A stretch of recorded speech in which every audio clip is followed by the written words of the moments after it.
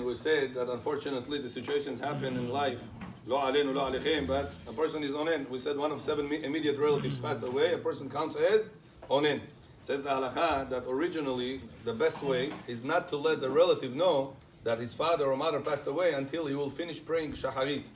But what's the reason? Because if you will let him know now, he wouldn't be allowed to pray shaharit because he's onen right now. If he didn't let him know, even though in reality his father passed away, his mother passed away, but he will be allowed to pray. He will be allowed to do everything because he doesn't know about it.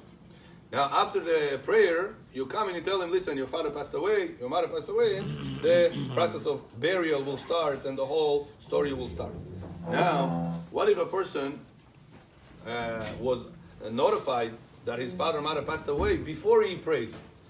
A person thought that it's a big mitzvah to let him know. He came to him in the morning, oh, listen, don't pray. Why? Your father passed away. Now what to do with him?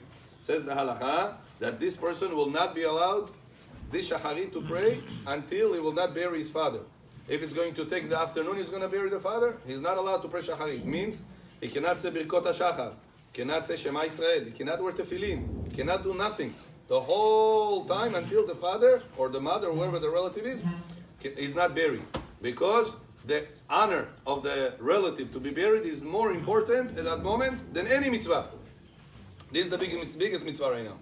Says the halacha, after burial, zakon sheli burial. Just the parents. No. 7 immediate relatives. Father, mother, brother, sister, son or daughter, or a spouse. Those are the 7 immediate relatives that we have. So now, says the halacha, after burial, if there is still time during the day, he will be allowed to say Birkot HaShachar. Kator Utra Miniskazal, Birkot HaShachar. What is the deadline for Birkot HaShachar? Tzedek Kochavim. Whenever the night came, Birkot HaShachar Imosh Kadar. But until Tzedek Kochavim comes, he's allowed to say Birkot HaShachar. So even though in the morning he was exempt from that, but it was only because the father was not buried. Now the father is buried. He is obligated to make up the Birkot HaShachar that he did not say in the morning. What about Shacharit? What about Tefillin? What about Tzitzit? So all this is out. It's cancelled for that day. The halakha says the person that passed away, his relatives, cannot wear Tefillin at that day. That first day cannot wear Tefillin. Because the Torah says, Va'acharita keyomav. The first day of the death of the relative, it's considered to be avelut from the Torah. Do you know 7 days that people keep avelut is only midirabanan. It's not from the Torah. What's the only day that is the Torah said you have to sit avelut? Is the first day. So says the halakha, since the first day is so strict, is so high level of avelut, it pushes away the mitzvah of tefillin. Means to say that if a person in the morning found out his father passed away, his mother passed away, in the morning he found out he did not wear tefillin yet. Says the halakha, the whole day goes without tefillin. 7 o'clock in the morning, he found out. 8 o'clock in the morning, they buried him. Now from 8 o'clock until night, you have 12 hours. Cannot wear tefillin. The whole day, that person is exempt from the tefillin. What's the reason?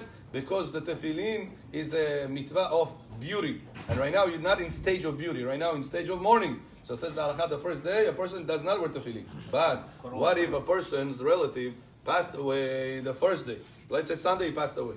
By the time they arranged the burial, they called everybody to come to the burial, he became already Monday. They postponed the burial for the following day. Says the halakha, on Sunday, he didn't wear tefillin because it was the first day.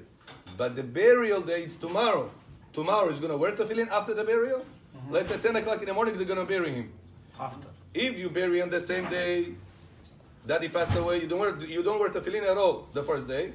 And on the second day, you wear tefillin and the bracha you also say. But what if he passed away on Sunday? And he was buried on Monday.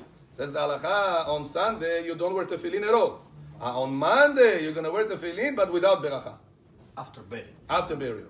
On Monday, he's going to wear tefillin without the beracha. What's the reason? Because there is a machlokit in halakha. What happens whenever the relative passed away on one day and buried on another day?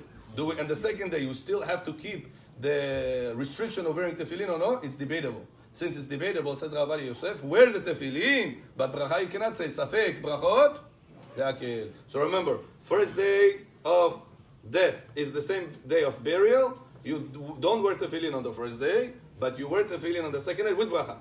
But if the first day is death and the other day is burial, You don't wear tefillin on the first day, and on the second day you wear tefillin after burial, but without beracha.